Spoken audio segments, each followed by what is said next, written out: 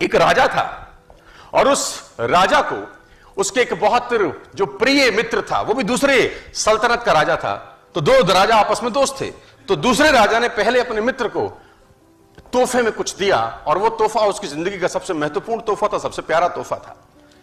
और उसने उसको तोहफे में 2 बाज दिए और वो बाज बड़ी अच्छे नस्ल के थे। तो राजा को उस तोहफे को मिलकर राजा को बड़ी प्रसन्नता हुई और उसने उसको धन्यवाद दिया कि वेरी गुड यार। और बाज अभी छोटे थे लेकिन उनकी नस्ल बहुत शानदार थी।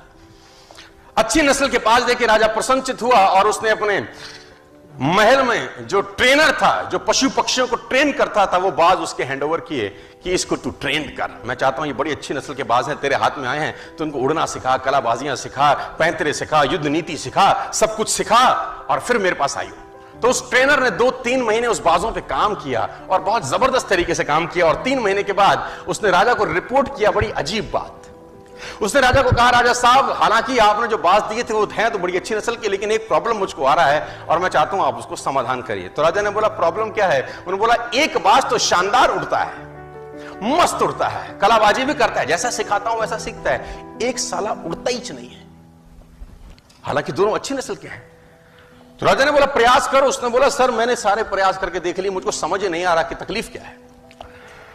तो राजा ने बोला, किसी और को हायर करो, अपने शहर में, अपने एरिया में, अपनी सल्तनत में कोई ऐसा आदमी ढूंढो जो पक्षी प्रेमी हो, ऐसा आदमी ढूंढो जो नेचर लविंग हो, जो बाज से बात कर सके, उससे पूछे समस्या क्या है, दूसरा भी तो तेरी भांति दनादन उड़ रहा है, तेरे को क्या तकलीफ है? तो उसने बोला, राजा जी प्रयास करता हूं।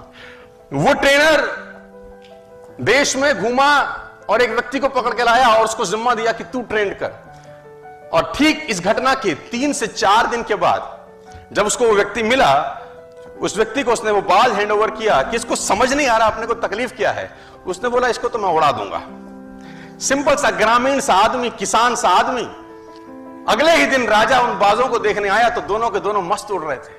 राजा ने बोला कि ये कैसे चमत्कार किया? तो बोला, ये तो साधारण सा एक गांव वाला है, इसने कर दिया ये काम। तो उसने गांव वाले से, राजा ने पूछा, तूने क्या किया? उसने बोला, मैंने कुछ नहीं किया, जिस शाखा पे बैठा था उस शाखा को मैंने काट दिया, अपने आप उड़ने लगा। I simply just cut the branch। तो कौन सी शाखा पे आप बैठे हो यार? तो मैं चाहता हूं उस शाखा को काटा जाए।